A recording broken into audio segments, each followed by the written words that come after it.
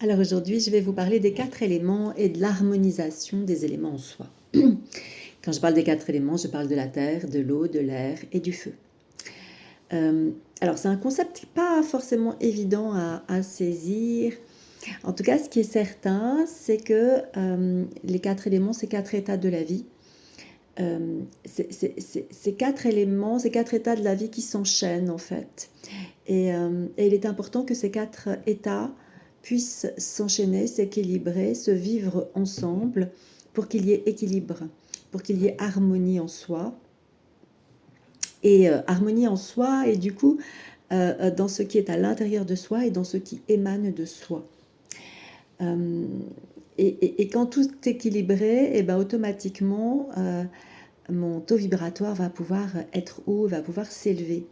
Donc c'est vraiment quelque chose d'important d'être en alerte, je dirais, par rapport à ces éléments. Alors, en tant que tel, on ne peut pas dire qu'on a de la terre à l'intérieur de soi. On a de l'eau, bien sûr, on a de l'air dans les poumons, etc. Et on ne peut pas dire qu'on est du feu en tant que tel. Mais en tout cas, on va le retranscrire différemment. Et vous verrez dans le document que effectivement la Terre, il y a des correspondances, donc je ne vais pas les reprendre, vous les reprendrez dans le document en lui-même. Pour autant, ce qui est certain, c'est que la Terre, c'est vraiment ce qui est lié à tout ce qui est le matériel, hein, forcément. Et donc en négatif, on va retrouver les besoins matériels, les possessions, notamment matériels, mais aussi sexuels, les territoires, etc., l'égoïsme. Et en positif, on va retrouver la stabilité, la solidité intérieure, l'ancrage, la puissance de l'action. Voilà, quand l'action est puissante, elle s'inscrit dans la matière, dans la terre, la fiabilité, etc. Pour l'eau, eh ben, en négatif, on va retrouver beaucoup d'envie, beaucoup de la jalousie, bien sûr, c'est relié à l'émotionnel, beaucoup d'envie, de jalousie, de frustration, de réaction émotionnelle. Et puis aussi, quand il y a beaucoup trop d'eau, on verra beaucoup d'inertie en fait. Voilà, et sinon en positif, eh ben, l'eau va amener ce plaisir dans la vie, cette douceur, le calme, la patience, l'ouverture sans attachement, etc. Dans l'air, qui est c'est très très important l'air parce que ça va très vite en fait. Eh ben on va retrouver des difficultés en négatif ou des incapacités cognitives, de la difficulté à retrouver sa place, de la timidité, de la rupture avec soi ou l'autre, etc. De l'oubli, des pensées négatives ou des pensées, je dirais même, comment je pourrais dire, très vindicatives, voilà. Et puis en positif, un sentiment de liberté, des réactions adaptées, une communication fluide et facile. Et pour le feu, en négatif, on va retrouver beaucoup d'irritabilité, de colère, de vengeance, de gens qui sont insatiables ou toujours en mouvement. Le contrôle particulièrement et notamment contrôler les autres, voilà, qui peut aller jusqu'à entraîner de la destruction. Et puis on va retrouver bien sûr tout ce qui est en lien avec l'inflammation, hein. Toutes les pathologies qui sont en lien avec l'inflammation, quelle qu'elle soit et à quelque niveau qu'elle soit. Voilà. Et en positif, on va retrouver de la joie, de l'ascension, du développement personnel, développement spirituel, relationnel, positif, de l'accomplissement. Et on pourrait dire le feu sacré en fait, hein, c'est-à-dire vraiment cette dimension de quelque chose qui a un sens dans le sens de la vie, voilà, et de la préservation de la vie et de l'harmonie. Voilà. Alors, si je prends un exemple, et ben forcément, ce feu-là, c'est très très important, c'est très rapide aussi, ce feu, et c'est très destructeur, ça peut être très destructeur. Euh, Aujourd'hui, le sacré a été beaucoup remplacé par la peur. Tout est euh, euh, euh, comment je pourrais dire, tout est ramené à l'émotion de peur, en tout cas beaucoup de choses, et on perd le sens, parce que le sacré, c'est le sens des choses. C'est quoi le sens? Et à un moment donné, quand on perd les connaissances, comment je pourrais dire, reliées à la vie, reliées à l'amour, reliées à la création, à comment ça fonctionne, les cycles, la vie, la fertilité, euh, les cycles de mort-renaissance, que ça soit dans la nature, que ça soit n'importe où, et ben quand on perd ce sens-là, on en arrive à détruire, euh, euh, euh, pas dans la bonne dimension, détruire pour permettre une expansion individuelle, une expansion humaine, une expansion égotique, je pourrais dire, et qui est reliée à la peur et plus du tout au sens sacré des choses qui est l'amour en fait et la préservation de la vie. Et on retrouve beaucoup ça aujourd'hui dans notre Occident et dans nos fonctionnements. Et c'est quelque chose de puissant puisque ça peut complètement détruire la vie. Donc sans doute celui qui est le plus destructeur, c'est le feu utilisé de façon égotique, c'est-à-dire dans un sens qui est détourné du sacré, qui n'est euh, que pour répondre aux peurs humaines qui essayent de contrôler à l'excès la vie par peur de perdre, par peur de mourir, par peur voilà, et essentiellement par peur de perdre et par peur de mourir ou de ne pas exister. Ça fait partie des grandes peurs, j'en parlerai plus tard des peurs, voilà. Donc c'est vraiment important de comprendre le sens des choses. Dans le document, je prends un exemple par rapport à l'écriture qui m'avait moi beaucoup marqué. Parce qu'à l'école, on nous fait découvrir des auteurs, etc. Et on nous fait étudier des textes, etc. Et euh, avec un sens. Mais est-ce qu'on est sûr que c'est bien le sens que l'auteur voulait donner? Et alors c'est vrai que l'effort est important et que c'est important de ne pas le renier, effectivement, c'est de là qu'est issue la philosophie, etc. Pour autant, le sens caché de l'auteur qui écrit, il n'est pas toujours vraiment présent et il n'est pas non plus toujours forcément présent avec le contexte de l'écriture. Et, et effectivement, un premier degré, n'est pas toujours bon parce que on peut colporter des idées, des pensées, etc., qui ne sont pas dans le sens de la personne et qui du coup viennent dans une interprétation qui est la mienne en fonction de mon savoir, de mon niveau de connaissance, de mon éducation, etc., et qui ne correspond pas au sens donné par l'auteur. Et du coup, on fait dire à certains articles, à certains livres, etc., autre chose que ce que la personne a voulu dire. Alors vous allez me dire, c'est aussi l'idée que chacun y trouve son sens. Oui, bien sûr. Cependant, il me semble que le sens profond est trop souvent caché. Et, et que du coup, ça peut amener aussi à des idées, comment je pourrais dire, très fermées sur un certain nombre de choses. Et du coup, d'amener à diffuser un message qui n'est pas le bon message. Voilà. Donc, il faut faire très attention aux pensées, aux idées, aux lectures, etc.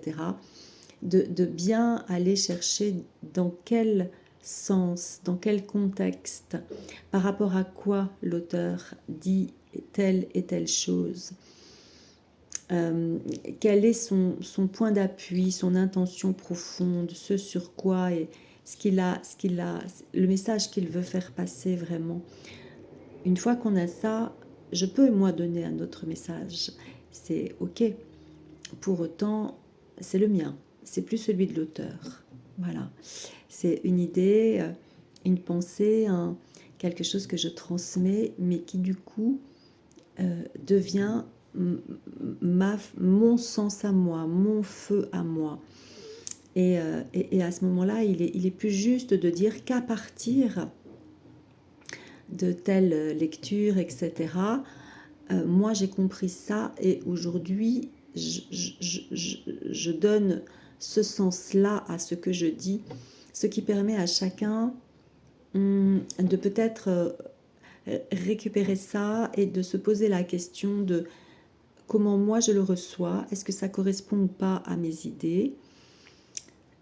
Du coup, est-ce que je le transmets ou pas, ou alors est-ce que ça me permet d'arriver à un autre sens ou une idée qui a un nouveau sens, et c'est ce nouveau sens que je transmets à partir de ce qui a émergé, de ce qui m'a été transmis. Et donc là, on est vraiment dans quelque chose de différent où on ne colporte pas des pensées, des idées avec un sens que l'on a cru comprendre, mais on transmet son sens à soi à partir de ce que j'ai compris. Et donc ça ne devient plus une idée générale, ça ne devient plus un sens général, mais un sens individuel, et à chacun d'accepter de l'intégrer ou pas, si ça me correspond ou pas. C'est-à-dire qu'à ce moment-là, ce feu sacré doit permettre à chacun de se recentrer sur ses propres sentiers, ressentis, son propre sens de l'existence et de la vie, et de pouvoir ensuite peut-être comment je pourrais dire, le mettre en parallèle de ce qu'est la vie, de ce qu'est l'amour, de ce qu'est la communauté, de ce qu'est l'harmonie, etc. Et de savoir si ce sens est sacré ou égotique.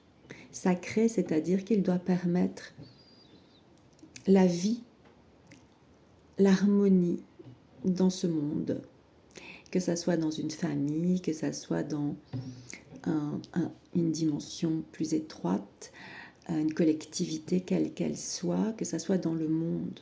Voilà.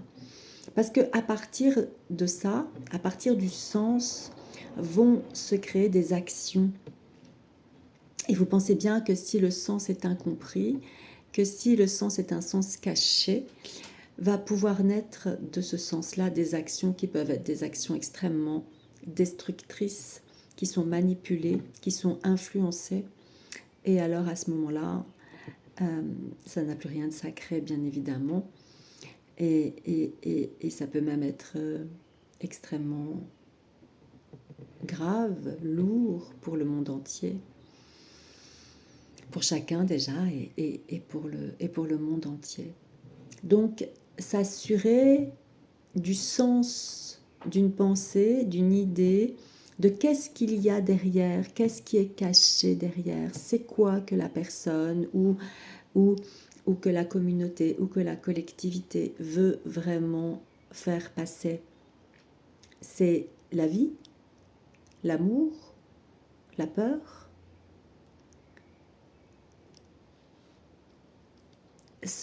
son confort, c'est quoi? Voilà. Et tant qu'on n'a pas vraiment perçu ça, justement, ce qui va être mis dans la terre seront des actions qui peuvent détruire totalement. Voilà. Donc, du coup, la terre, ça va être ce que l'on va mettre dans la matière, ça va être l'action. Voilà. Et j'ai envie de dire, la profondeur du sillon est en fonction de l'implication et l'importance du sens qui y est donné, bien évidemment. Donc c'est important de savoir d'où ça vient et où ça va. Voilà. Après, donc, c'est l'action qui va être mise en place. L'eau, on va dire, c'est comment je la mets en place. C'est dans quelle émotion? Est-ce que c'est dans la joie?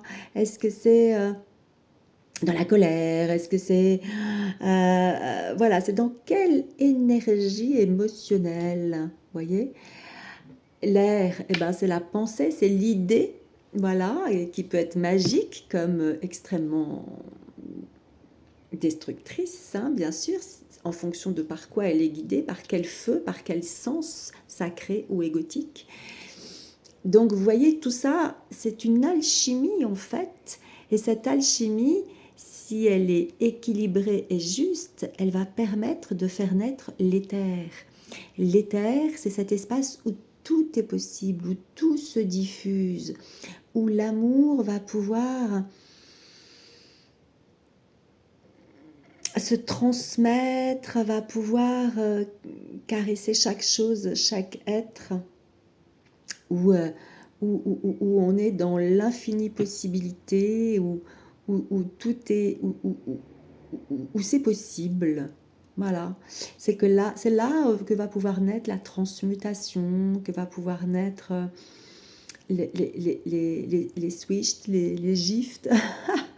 Voilà, et voilà, et c'est magnifique, et ça ne peut exister que dans l'équilibre et l'harmonie des quatre éléments, qui sont justes les uns par rapport aux autres, et par rapport à la vie, aux lois de l'univers.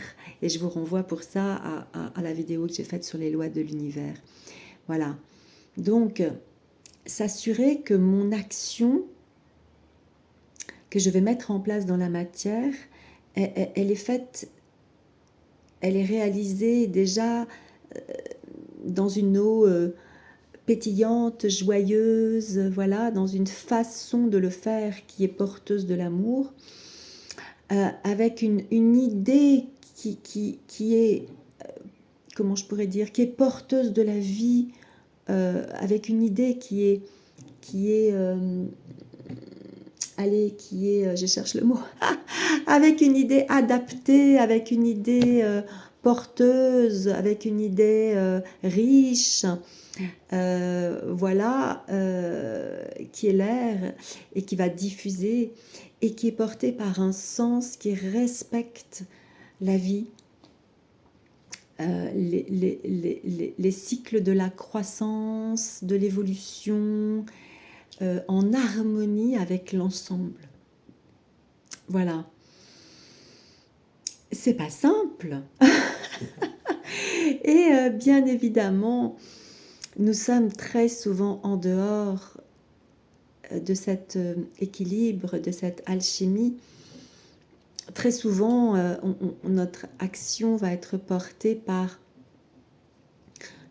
une réaction. Et donc, je vais peut-être dire quelque chose ou faire quelque chose qui est plutôt de l'ordre de la protection, de la défense inconsciente, de l'ignorance, et qui du coup va amener une conséquence qui n'est pas du tout celle que je voulais en fait. Et donc, les actions de ce coup peuvent être totalement à côté de l'objectif de base et entraîner beaucoup d'insatisfaction, même de tristesse, de sensation de ne pas y arriver, de ne pas être...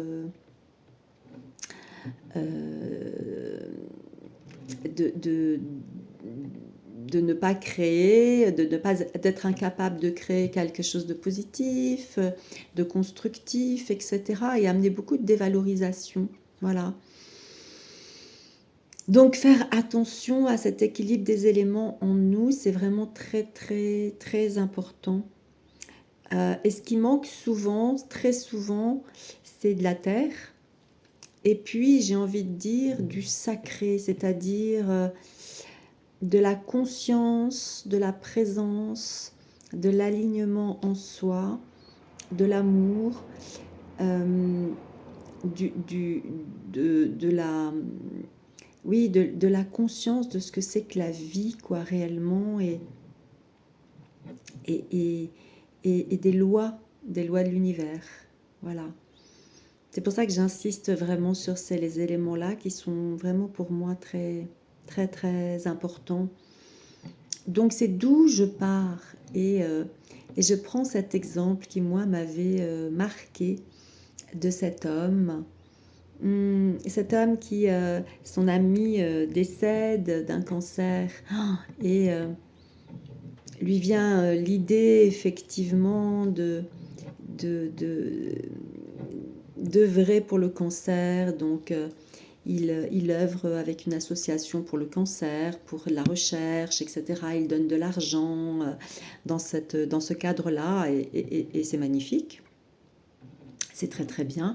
Et puis, puis en fait, il va plus loin, il continue encore et encore, et il devient même, par différents biais, il finit par devenir président de cette association. Et donc là, il œuvre, il a toujours des nouvelles idées, il continue à œuvrer. Et puis bon, voilà, les associations, c'est des bénévoles, hein, voilà. Et là, il en demande de plus en plus aux bénévoles, il devient peut-être même intolérant, intransigeant, très demandeur, pas toujours agréable, etc., etc.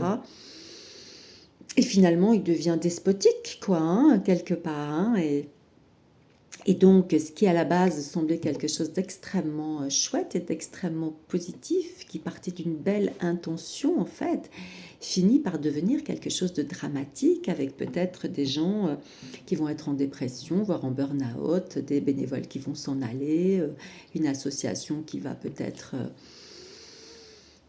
mourir, hein, voilà, que sais-je. Et peut-être même que cet homme-là, à force de s'impliquer d'une façon excessive, qui devient une obstination déraisonnable, si je puis dire, il peut peut-être même aller jusqu'à développer lui-même un cancer ou faire un AVC, etc. Alors vous allez me dire, ouais, mais qu'est-ce qui s'est passé? Eh bien, si on reprend les éléments,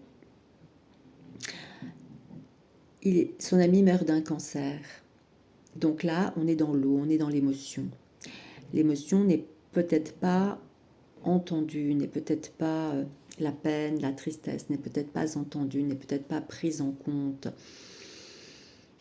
Il décide d'inscrire dans la matière quelque chose, donc dans la terre, et avant vient une idée qui est d'œuvrer pour le cancer. Donc c'est une idée. Mais elle vient d'où cette idée?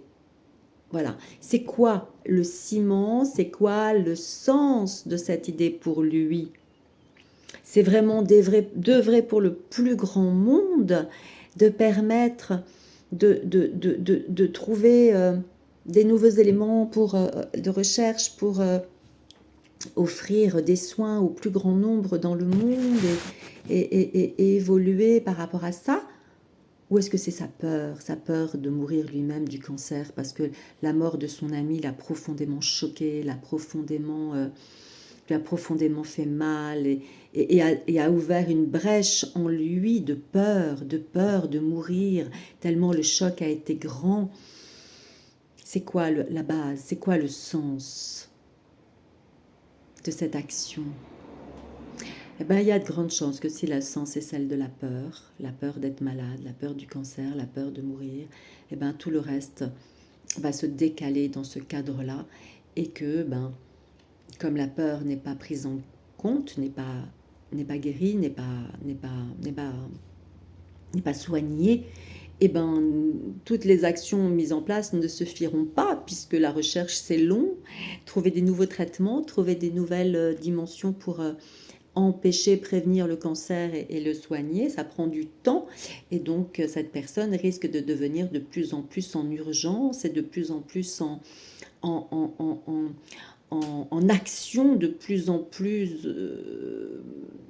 folle, voilà, on va le dire, hein. Il va y avoir une folie, donc un feu égotique, qui ne va plus prendre en compte la vie, le respect de l'autre, l'amour, etc. Voilà. Et si vous regardez bien autour de vous, les actualités, les articles, les événements de la vie, ce qui se passe dans les familles, dans les usines, dans les entreprises, dans les associations, dans tout ce que vous voulez, eh ben, ce schéma, on va le retrouver très très souvent. Très très souvent.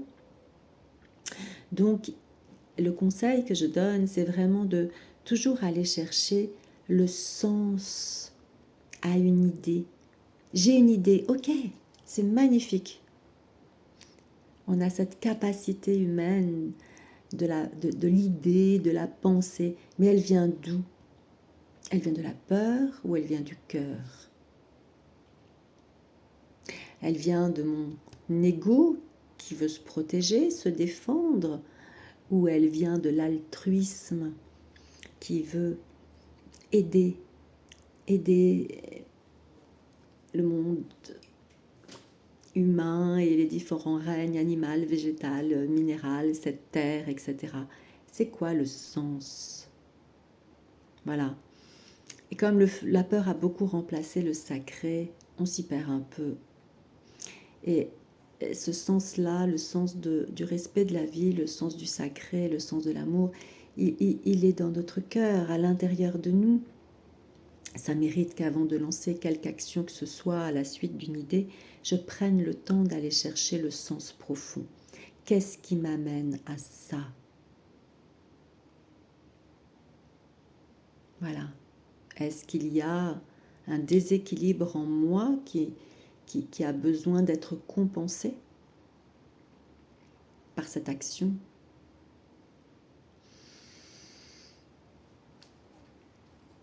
Alors, s'occuper de cet équilibre de ces éléments en soi, c'est s'occuper finalement de la préservation de la vie et de la vie de nos congénères humains, mais aussi de cette terre et de tout ce qui est, de l'équilibre, de l'harmonie. Alors, je vous encourage vivement à être attentif à ce qui amène vos actions, aux émotions qui sont refoulées, pas entendues et qui font que parfois, dans nos actions, ce qui est mis dans la matière manque de saveur, manque de beauté. Et voilà, et tout est important, vraiment, tout est important, car c'est pas ce qui est fait en fait qui est le plus important, c'est ce qui est transmis à l'intérieur de cette action. C'est cette saveur justement, c'est ce parfum qui va rester, c'est ça qui va s'intégrer dans chacun et qui va permettre de révéler à chacun sa beauté, sa lumière, cet amour qui est à l'intérieur de nous, mais qui n'est pas si facile à trouver et à émaner, à faire vivre. Voilà.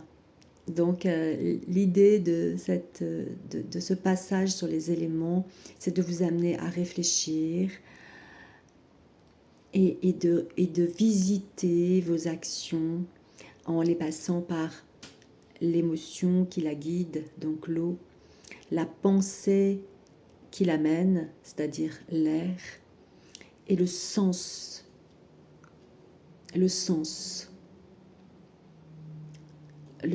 pour l'équilibre de la vie, pour l'harmonie, pour le plus grand nombre. Est-ce que ça va dans ce sens-là ou est-ce que c'est juste là pour répondre à un besoin urgent de peur, de défense, de protection? Et c'est ok, hein. L'idée, voilà, d'abord on s'occupe de soi avant de s'occuper des autres. Cependant, je sais que je ne suis pas en train de mettre en place quelque chose pour sauver l'autre, pour aider l'autre. Non, je suis en train de mettre en place quelque chose pour m'aider moi, me sauver moi. Je ne me leurre pas, je ne me trompe pas de cible.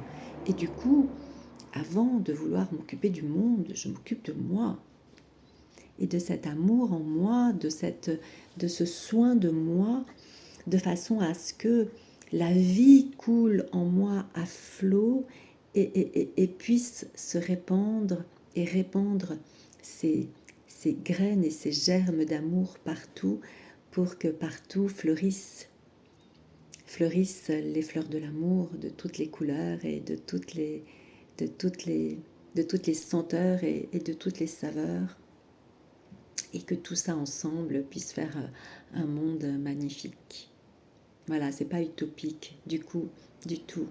Vraiment, c'est une question très puissante et une réflexion très puissante à mettre en place à l'intérieur de soi.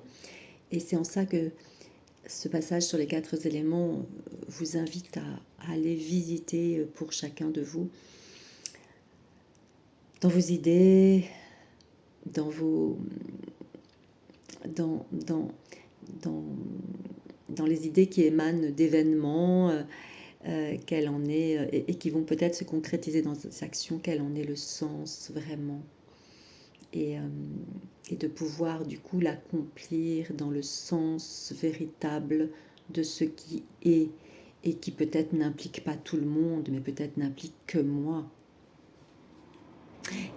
Et en même temps, en agissant pour moi, j'agis pour le monde. Juste, je ne me trompe pas de cible. Voilà. Voilà en quoi ce passage est pour moi vraiment très très important. Ça vous permettra de mieux comprendre l'essence de cette partie dans la formation, dans le stage. Voilà. Et donc, je vous invite aussi à travailler cet équilibre en soi, donc en le travaillant à partir effectivement de cette réflexion-là que je vous propose, bien sûr. Et puis aussi, en se faisant des soins, plus je suis ancrée, mieux c'est. Plus je suis dans le discernement, mieux c'est. Plus je prends soin de moi, mieux c'est.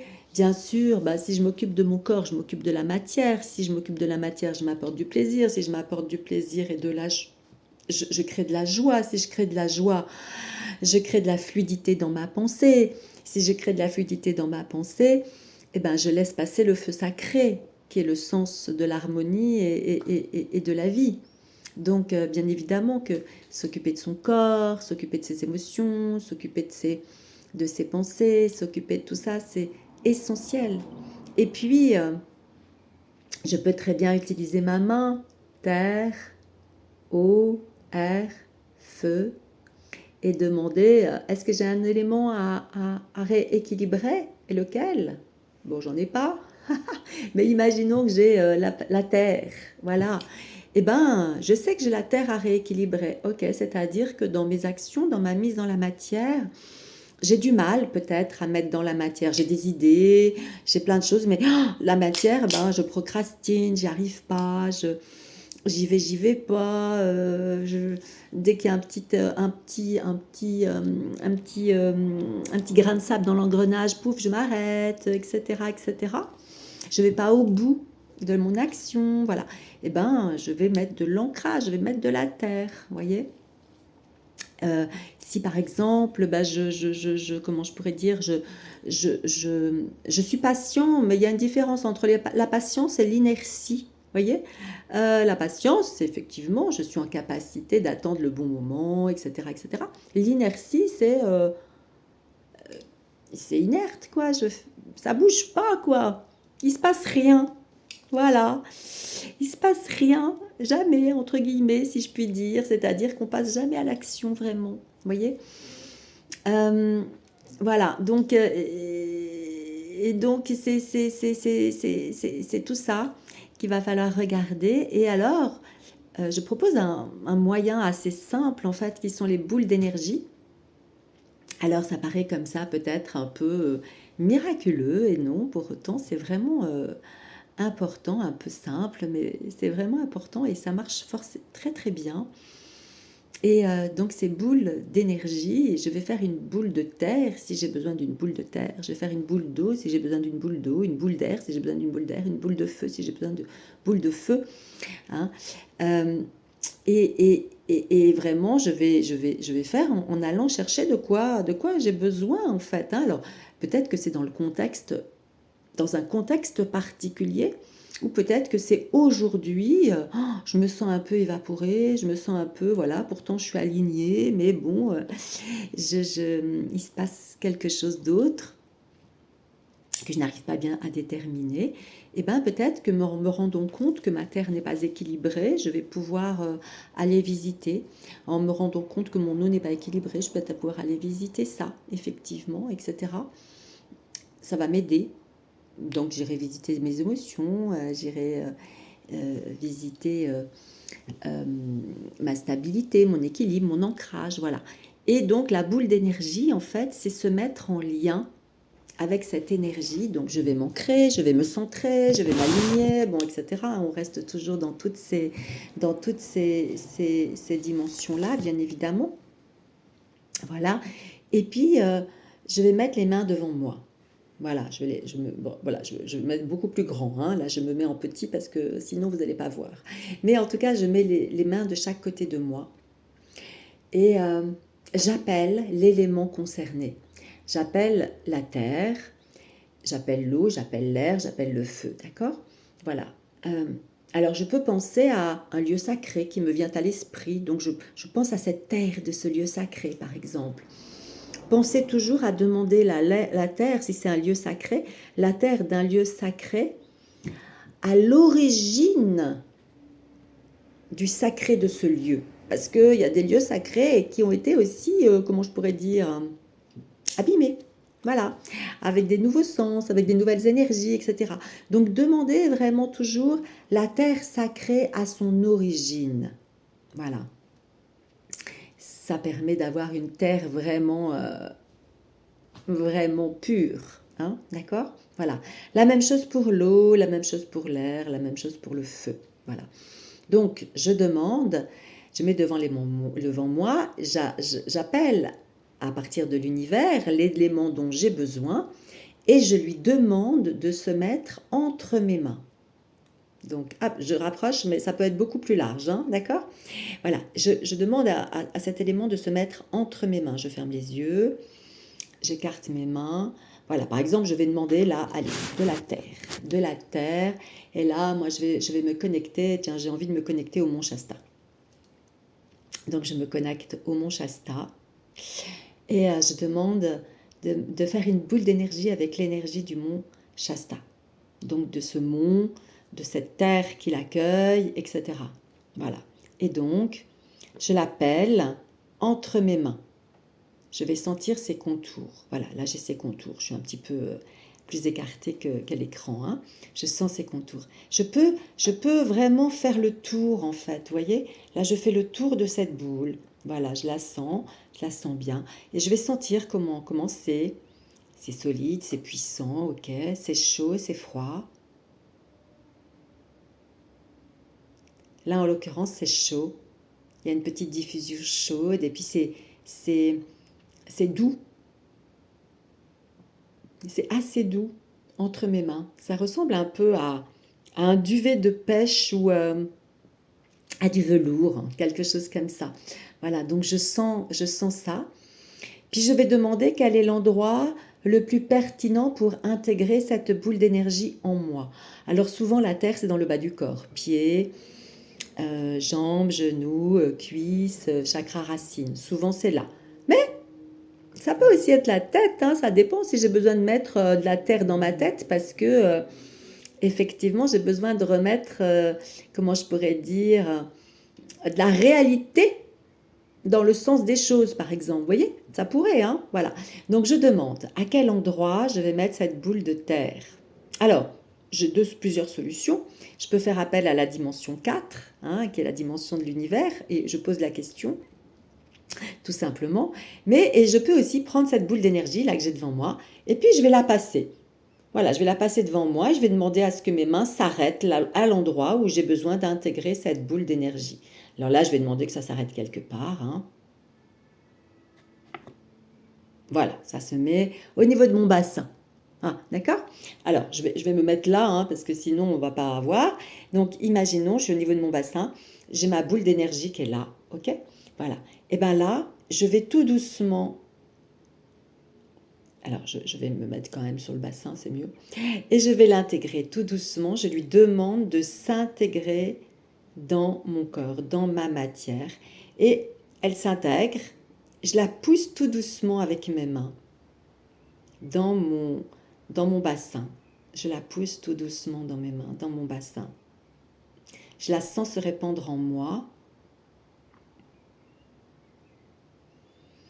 Voilà, et ça fait quand même des frétillements dans mon ventre, là. C'est assez rigolo.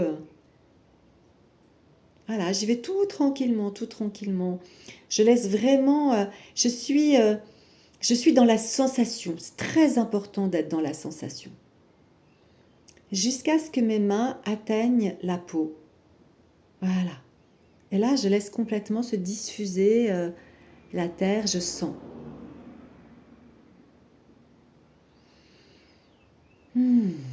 C'est très bon, hein. Je vous jure, c'est super bon. Ah là là. Et puis je me dis, bon, est-ce qu'il y a encore besoin Alors je redemande à cette terre du mont Shasta, si j'en ai encore besoin, de venir entre mes mains. Ah, mais j'en ai encore, super, j'adore. Voilà, et voilà, et je vais venir l'amener dans mon bassin et lui dire de venir s'intégrer dans mon bassin, tout doucement, tranquillement. Et là, je sens que cette énergie est beaucoup plus puissante que tout à l'heure déjà. Et je la sens descendre dans mes jambes jusque dans mes pieds. Et je la sens même remonter jusqu'à mon plexus solaire, là. Jusque dans mes épaules, dans mon poitrine. Voilà, je sens qu'elle prend sa place partout, là. Waouh!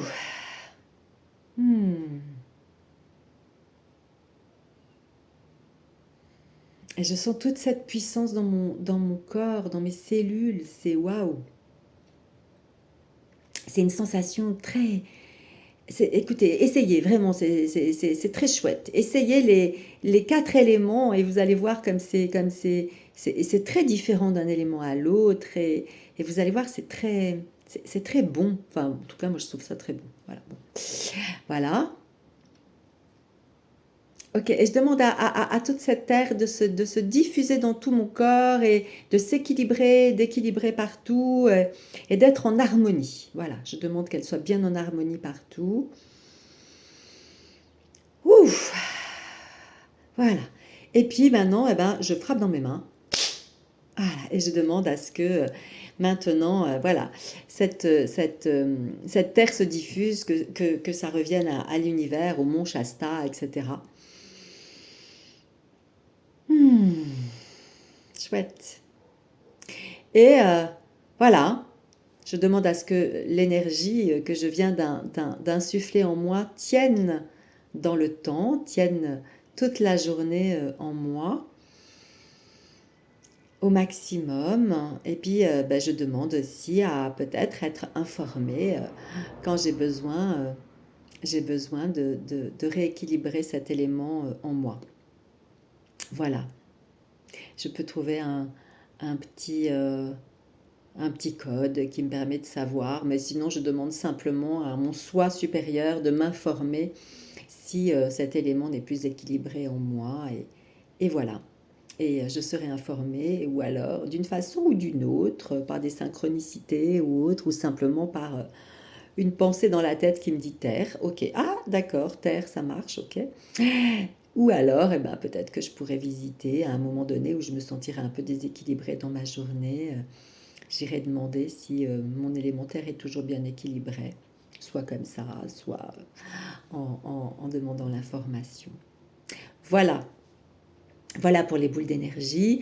Alors on peut aussi travailler bien évidemment avec son cristal, et on peut demander à son cristal de venir équilibrer l'élémentaire en soi, par exemple. Hein, ça, c'est tout à fait possible aussi, bien évidemment.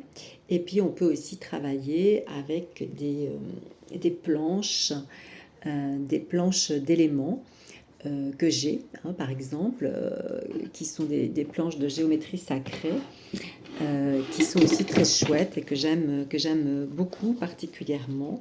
Voilà, qui sont, par exemple, ces planches-là, vous les voyez à l'envers, mais bon, c'est les volumes d'or avec les planches de géométrie sacrée. Et par exemple, si je prends... alors, attendez, Là, je vous montre par exemple le feu. Voilà, ça c'est la visualisation du feu. Bon, voilà. Alors après, il y a le contrôle du feu. Bon, voilà. Bref,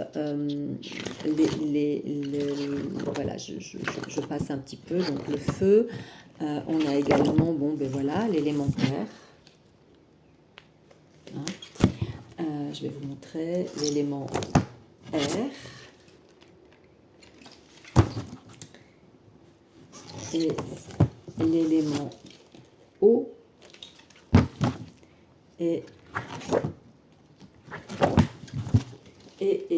Attendez, excusez-moi, et l'élément éther. Voilà, donc voilà, ces planches de géométrie sacrée, elles sont absolument magnifiques. Magnifiques, et moi je les utilise, je les ai beaucoup utilisées, je les utilise moins aujourd'hui, pour autant je les ai vraiment beaucoup utilisées, et je les utilise toujours avec beaucoup de plaisir.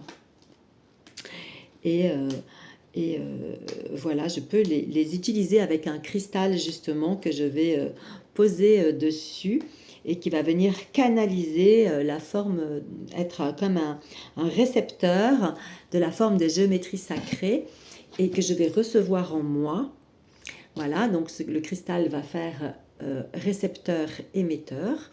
Un cristal de cette forme-là, principalement, que l'on va poser sur la forme de géométrie sacrée et qui va venir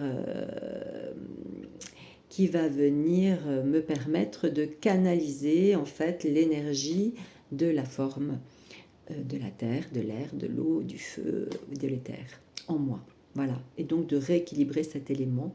Et il y a aussi des planches des 5 éléments, par exemple. Bon, voilà. On peut aussi utiliser ces planches-là pour se faire. Voilà. Donc il y a plusieurs façons. L'idée, en fait, c'est au-delà de la pratique, c'est déjà d'avoir la conscience à quel point ces éléments sont importants à l'intérieur de soi et qu'au-delà de l'ancrage, de la connexion au ciel, de l'alignement, de l'harmonisation des chakras, de l'énergie en soi, etc., il y a aussi l'énergie, l'harmonisation et l'équilibre de l'énergie des éléments en soi. Et tout ça ramené à un quotidien efficient, bien évidemment, puisque l'idée, c'est de tout ramener à la vie. Et à la vie dans son vécu, dans sa pratique de tous les jours, dans son quotidien. Sinon, ça n'a pas de sens. Voilà, et donc d'être du coup toujours en équilibre entre le ciel et la terre, entre la terre, le ciel et le monde. C'est ça l'harmonie. Voilà. J'ai terminé pour cette partie sur les 4 éléments et leur harmonisation. À très vite.